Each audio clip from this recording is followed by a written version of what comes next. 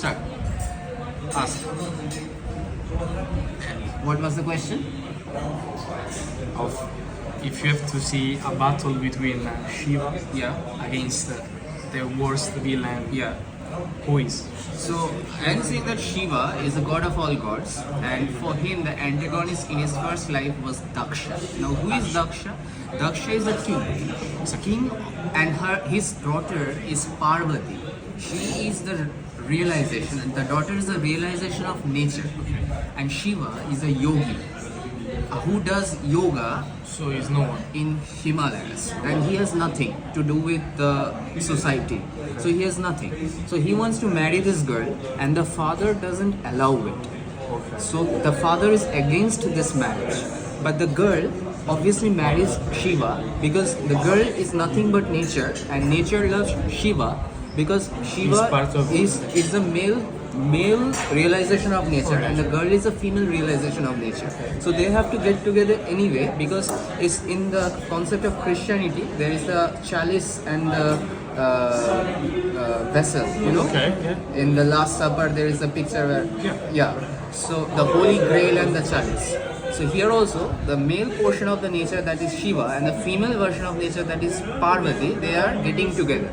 Daksha is against this. So he became evil. He is evil. So he puts Parvati to a huge test, and Parvati dies in a process, and Shiva becomes very angry, and then the angry Shiva starts destroying everything as he knows it. But as soon as he married her, Yeah. he got the powers.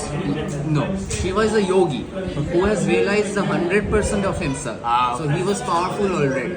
Okay. But after Parvati is taken back and Parvati has to die because Daksha doesn't like it, Shiva becomes too angry.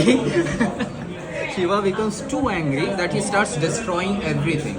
And to make Shiva not angry, to calm Shiva down, nature has to realize itself again, another way. And then Parvati is reborn. And the reborn Parvati comes to Shiva. So the previous life, Parvati's name was Sati, and when Sati died, all her parts, all her body parts, they broke off and fell down in different parts of India. And there you will find many temples. There are 51 portions in India where the body parts of Sati fell down. And those 51 places have temples which are very energy uprising temples. And those are called Sati Peeths. Like those are places where you worship the goddess nature. Now this goddess nature takes rebirth as Parvati, and in another life Shiva marries her. But angry Shiva cuts off Daksha's head. And you saw the picture where he put something else on the actual man's head. And this is the antagonist in Shiva's story. So Shiva defeated. Shiva defeated Daksha. And Daksha was also, I have to say, Daksha was the realization of arrogance, hatred, a lot of Humanity. non-humanity, inhumanity, because he was a very arrogant person. So he was the incarnation of pride. And you see, these are seen as sins in any religion. In Christianity, in Hinduism, these are sins. Pride, hatred, arrogance, these are sins. And Shiva killed that. That's how it goes. Okay.